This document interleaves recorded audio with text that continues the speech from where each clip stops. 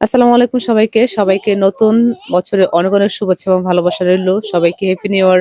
আসলে অনেকে বলতে পারেন যে এটা কি করতেছি আমরা, অনেকের কাছে হয়তো ভালো লাগতে পারে, হয়তো আমাকে অনেক উইশ করবেন, আবার হয়তো অনেকে এটা দেখে বিরক্তি বোধ হবেন। আসলে যাই হোক, আমি জীবনের প্রথম ফার্স্ট টাইম এটা এভাবে করতেছি। আসলে অনেক করেছি, বান্ধবীর সাথে, ছোটবেলার সাথীদের সাথে, ইভেন আমার হাজবেন্ডের সাথে করেছি।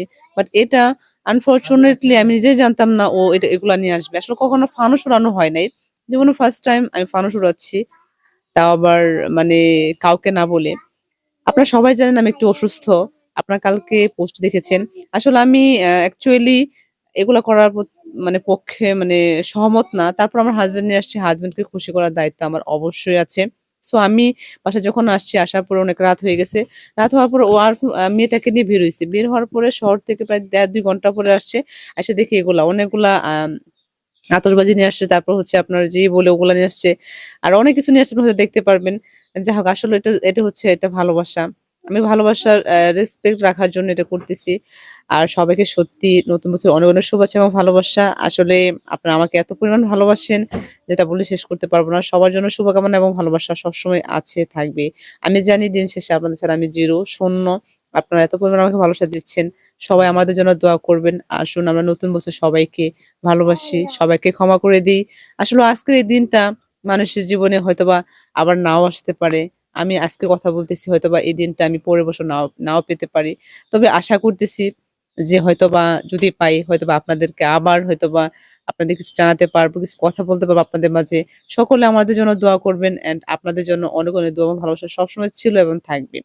তো যাই হোক, আমরা ফানুসটা উড়ালাম। সত্যি এত পরিমাণ ভালো লাগতেছিল, মানে অসম্ভব ভালো লাগতেছিল। এত সুন্দর করে, জীবনে ফার্স্ট টাইম আমি এবং আমার হাসব্যান্ড উড়ালো। একটা মেয়ে সেটা খুব সুন্দর করে দেখতেছিল। মেয়েটা ক্যামেরার সামনে আসেনি, কারণ ও একটু ভয় পায় এগুলা দেখে। যাই হোক, দেখেন ফার্স্ট টাইম আমরা ভেবেছিলাম হয়তোবা এটা হয়ে যাবে। তো যাই হোক, আমরা একটু মজা করতেছিলাম। এগুলা যে আপনারা ভালোই জানেন জরির মতো। তো এগুলো আমরা করতেছিলাম, অনেক মজা করতেছিলাম, দুষ্টামি করতেছিলাম। ও দেখি একাই করতেছে। তো আমি ভাবলাম যে আমি একটু করি। তো আমিও করতেছি। আসলে আমার এটা এক্সপেরিয়েন্স ছিল না।